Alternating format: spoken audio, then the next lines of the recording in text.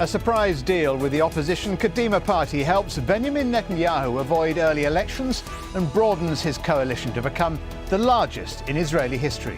Now that he is no longer dependent on the extreme right, is it an unprecedented window of opportunity for peace in the Middle East? And is the deal likely to unify Israel politically against Iran's nuclear ambitions? This is Inside Story.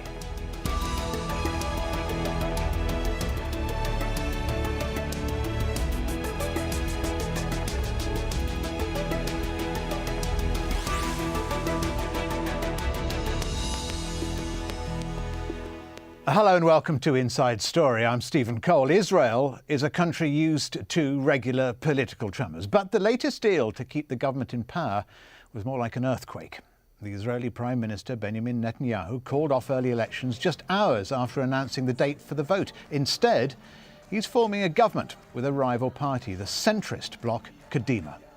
The recently elected head of Kadima, Shaul Mofaz, will be Deputy Prime Minister in the new government. Both partners are calling their surprise alliance historic and a source of hope for Israel.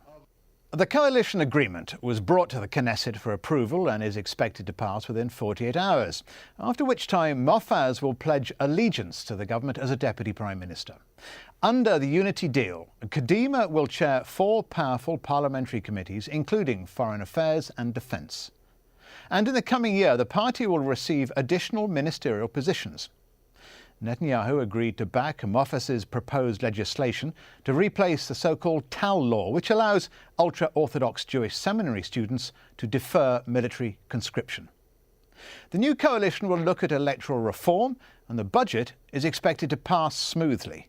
The Kadima party also received a commitment from Mr. Netanyahu to restart the Middle East peace talks, with a promise also from Netanyahu to conduct serious and responsible talks on Iran. So, what can a broad coalition in Israel achieve, and why has it happened now, just days after elections have been announced? To answer those questions and more, we're joined by our guests. In London, Ian Black, the Middle East editor of The Guardian. In Jerusalem, Doron Avital, an Israeli politician serving as a member of the Knesset for Kadima.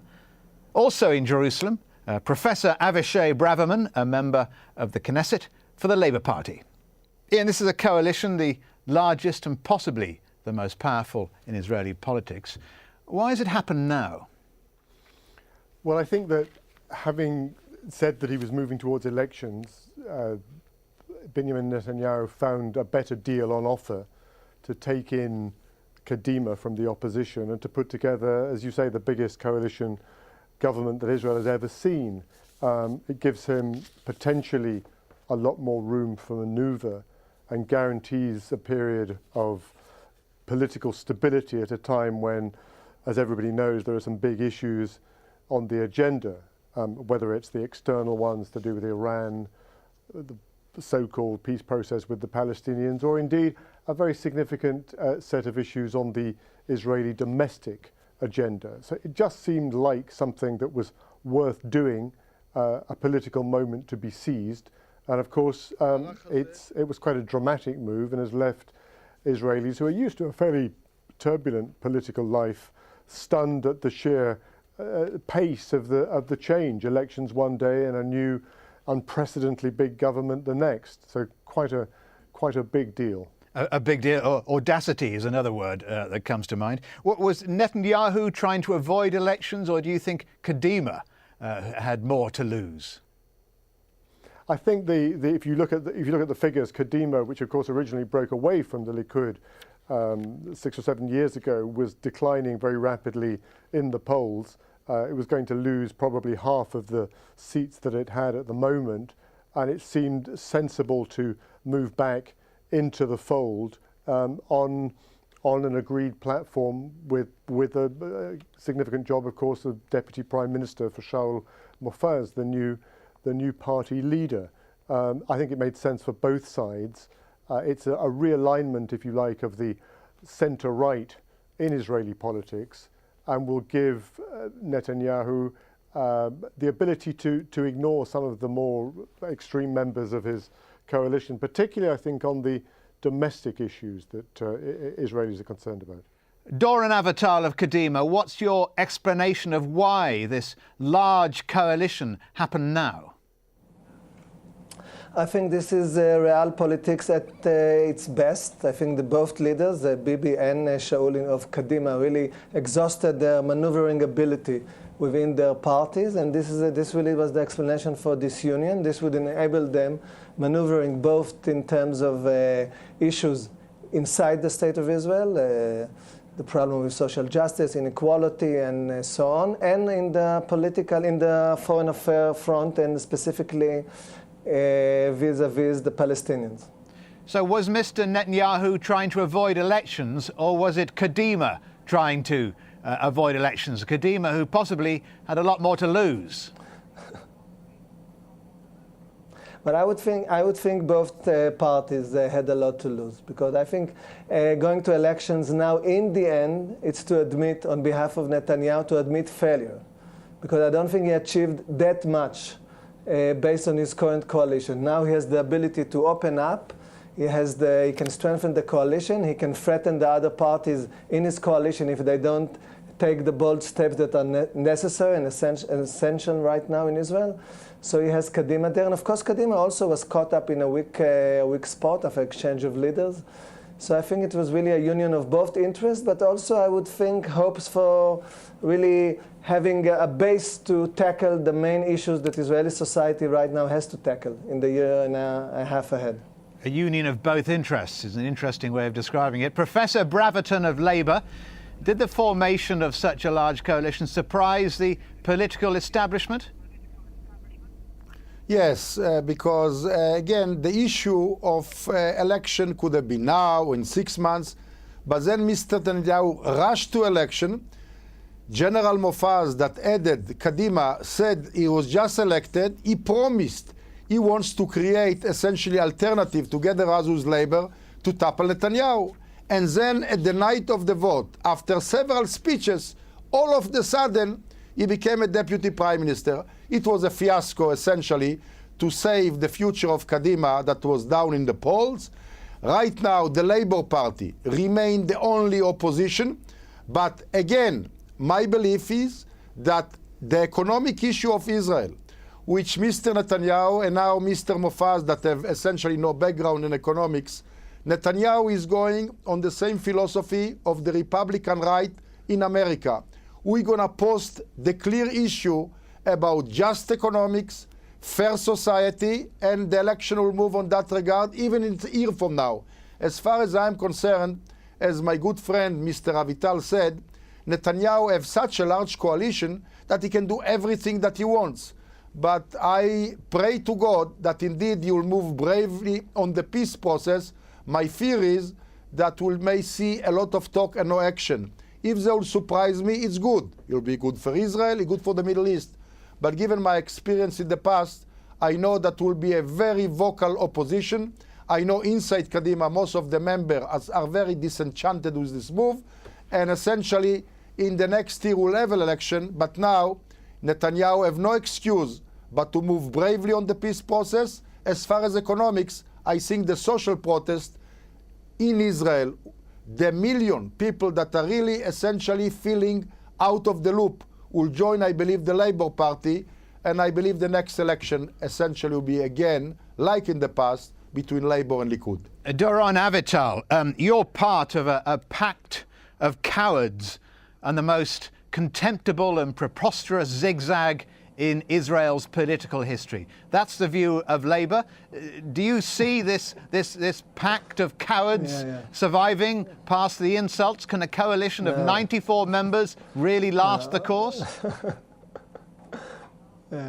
I will take politely the insult, but I don't think this is the way the Israeli public sees it. I mean, the center, the Israeli public that is in the center didn't want election. There was a huge sigh of relief when it turned out that there are no elections. It's true, the left is a little bit disappointed. And I'm not sure that Avishay, though I like him and respect him so much, is right that the political landscape in the future would be Labour against Likud. It might be the case that in the end we have a new political landscape. We have Kadima, which is a liberal democratic party, not a social democrat party, and Likud, which is more, as Avishay put it very nicely, more aligned with Republican ideals. So I think there's a lot of potential in this move, many risks, of course, and if Bibi has a real chance to move forward, the peace process, sure, here I'm with Avishay 100%. If he'll blow it, it's going to blow his chances to enter history. So we have to give him the chance. If it wouldn't work, we'll go to elections. Okay, well, No let's catch up with what happened on Wednesday. The Knesset approved by 71 votes to 23 the agreement between the Prime Minister Binyamin Netanyahu and the opposition Kadima party to form Israel's 7th national unity government. The move puts Netanyahu at the helm of one of Israel's largest ruling coalitions with an overwhelming 94 seats in the Knesset. Doron Avital, the new Vice Premier Shalom Mofaz, who only, after all, became leader in March, had recently sworn never to enter a Netanyahu government. What do you think changed his mind? Yeah. First of all, it's interesting, you know, he never went to public elections, so his commitment is to his voters in the party. And his voters in the party are relaxed with the decision he made. So this criticism has no footing in the end, because his voters, whatever he said in the past, they think that he really made a practical, essential, necessary move and did something that might not be in accord with some declaration of the past. But we're in politics. It's the art of what is possible. He had to do what's possible. He did it. That's so a great political answer. It is always the always art of the possible. Yeah. But then you ask voters, you say, OK, he says, I'll never enter a Netanyahu government. Now he does. What suddenly changed in Israeli politics? Apart from expediency. I think he found out. Well, I think, first of all, he found out that Kadima, really, the polls were not too flattering to Kadima. But he would go, I think we could have won against the Labour, maybe 15-15, or maybe 17-15, maybe we could have done 20. But then I think there was a real chance to do a few things. For example, changing the election system in Israel cannot be carried out by one of the parties, because a party wouldn't vote against a system that brought it to power. But now there's a real chance to do it, because the two parties agreed with a deadline to change the system of election and to go with this new system to a new election. So this is something real. For many years, people were talking about changing the system, and now there's a concrete possibility to change the system. So this can be a major step, If I may quote, Yossi Beilin was a labor guy, one of the architects of the Oslo Accord. He wrote beautifully today, saying, well, there are many risks here, but this might be also a beautiful turning point for the Israeli society, if indeed the chances will follow what's possible, the potential in the move. The risks are there, I admit, I agree with Avishay, but I go for the potential and the hopes. A beautiful turning point, Avishay Braverman, for Israel. Is that how Labour sees it? Well, I must tell you that I've witnessed all the political pundits and mavens in Israel. Everybody agrees that this was the lowest moment in the political history of Israel. Never it happened where Prime Minister and Kadima party and everybody else go to the parliament all week.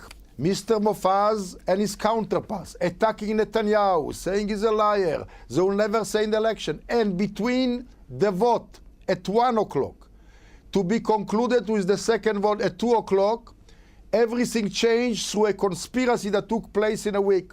Politics is low, but this was the lowest. Now, the game is over. Netanyahu has a large government. He has no excuses to perform. But I said in the parliament, politics is not a noble profession. Today in the world, politics became similar to the lowest profession.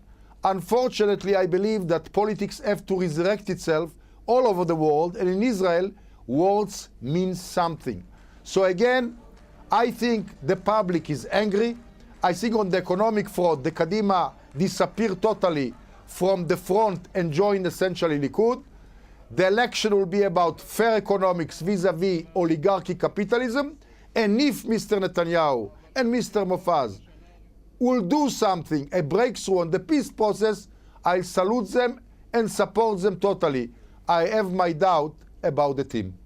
And Doron Avatar, this deal means Mr. Netanyahu is no longer hostage to Mr. Lieberman or the Shas party. What decisions or policies does that free him up to make?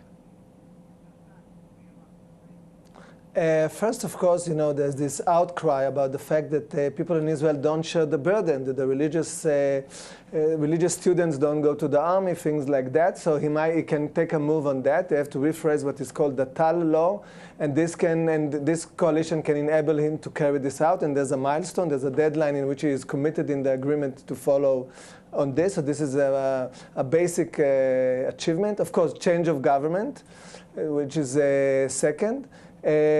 Process, the steps with the Palestinians, and of course fighting inequality. He can maneuver now.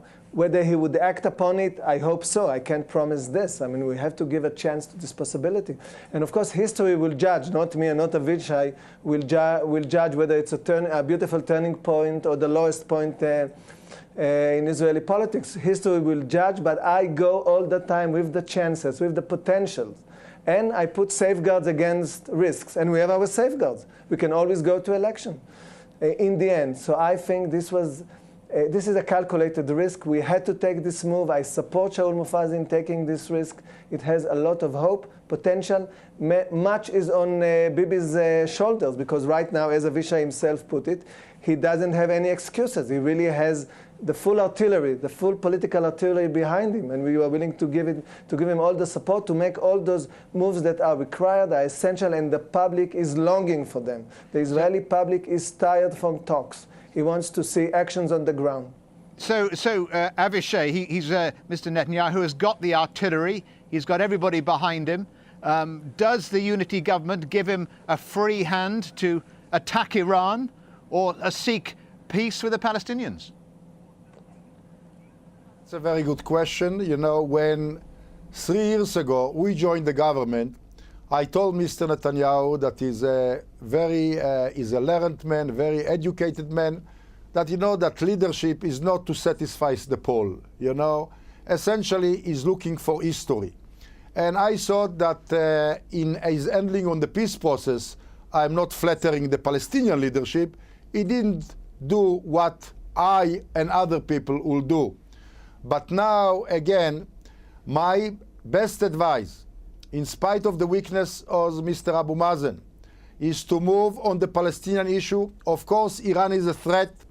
The coalition that is built together with the United States, the sanctions that Europe have been imposing and essentially creating tremendous economic pressure on Iran are taking their toll. Therefore, right now, my advice is no adventures. Let the American and European lead.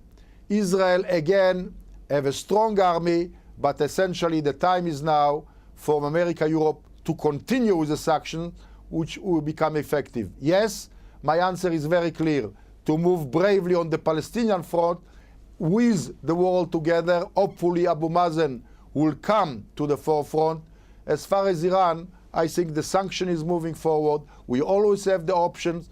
And of course, it's not Israel issue. Iran is threatening Europe, is threatening the area, the Arab country. Essentially, it will be under leadership of the United States and Europe. Because some analysts are saying the whole point of this united front is to present a united front to the world, and especially to Tehran, possibly Washington. This is what Netanyahu said. An election wouldn't stop Iran's nuclear program. When a decision is taken to attack or not, it is better to have a broad political front that unites the public. Does this coalition, do you think, send a message to Tehran? I think it could send a message to Tehran, but taken that, we are really stumbling around in the dark trying to work out where we are in this. The fact is that people who follow this subject will know very well that in recent weeks there's been a sense that the notion of an Israeli attack on Iran has seemed somehow less likely for a variety of reasons. The Iranians appear to have been more engaged in the nuclear diplomacy with the great powers. I think it's become very clear that the United States is adamantly opposed to any kind of military action, certainly before November election. We've seen the internal divisions in Israel as well. So if you add up all those factors, you might well have concluded that what many people believe was going to be the great international crisis with potentially catastrophic consequences of the summer of 2012 has somehow receded. There's a lot of comment to that effect round and about in Israel and elsewhere. So does the creation of this broad national unity government send a message to Tehran? It might do, but it's hard to draw definitive conclusions from it, except to make the general point that in time of crisis, a broader government is going to feel better capable of dealing with it than one that rests on a narrow or precarious majority. Doron Avital, peace talks have been suspended for 18 months because of settlement building in the occupied West Bank. This coalition now has the power, doesn't it, to free settlements. Is the political will there, do you think, as well as the size of the coalition? We have the political will. The question is whether he will cooperate. I think he has to do it, because otherwise he really will turn out in history as a leader with empty phrases. So I think there's a potential that he will wake up to the possibility of really making a real progress in the Palestinian front and be true to his words, the words that he gave in the UN or in the Bar Ilan declaration. So there's a real hope here. Vis-a-vis Iran, if I may, I totally agree with Avishay. Shaul Mofaz proved himself as a very moderate leader, and his opinions about Iran were always that is really what is required here is a broader coalition with the US and European Union. So I think the Israeli public is right now will feel safer knowing that Shaul is there, supervising maybe the more adventurous other ministers in this cabinet. Oh, so you think Mr. Mofaz, who of course, as we all know, is Iranian by birth, could in fact pull Binyamin Netanyahu back from attacking Tehran? Mofaz was always clear about Iran, and Kadima was clear about Iran. It requires a broader coalition, spearheaded by the Americans. We were always in this position. And also, Shaul Mofaz is moderate by nature, is pragmatic. He's really a pragmatical man. So I think everybody would feel a little bit, Israeli public I'm talking about, and also public around the world, would feel a little bit safer now with respect to moves that might turn out to be adventurous. So I think he's a responsible man. So this is another point that strengthens the need. Avishay Braverman, do you think all this enhance Mr. Netanyahu's stature in foreign policy? He's proved domestically very adept at political policy, but he's yet to prove himself any kind of statesman. So what does it take to move forward? Professor Braverman first. Yes, I think it's issue of character. Netanyahu is a very skillful politician. He has a good understanding of world history and the dilemmas. Until now, he didn't act on the international scene. Speeches are not enough. And of course, we have different opinion about how to handle the economy. I respect his ideology. Our philosophy of the labor is different one. But when it comes to the issue of becoming a statesman, you have to look for the future and not for the polls. Until now, he looks for the polls. I hope that he will look now for the future. He have no excuses anymore. And Doron Avital? I completely agree here with Avishay. He really has to prove himself in historical terms. He has the ability to do it now. Words are not enough. Great speeches are not enough. This is the time to act. Israelis want to see action. So, yeah, I think this is one of the explanations why this new broader coalition is required. Why was I'm insisting all the time. This was an essential, necessary move, and I hope it will prove itself also historically like this. Well, thank you very much. Thanks very much to our guests in Jerusalem, Doron Avital, and in London, Ian Black. Also in Jerusalem, Avishay Braverman. And thank you very much for joining us here on this edition of Inside Story. If you want to send us your feedback, just email your thoughts to us at insidestory@aljazeera.net. Thanks for watching from me, Stephen Cole. Goodbye.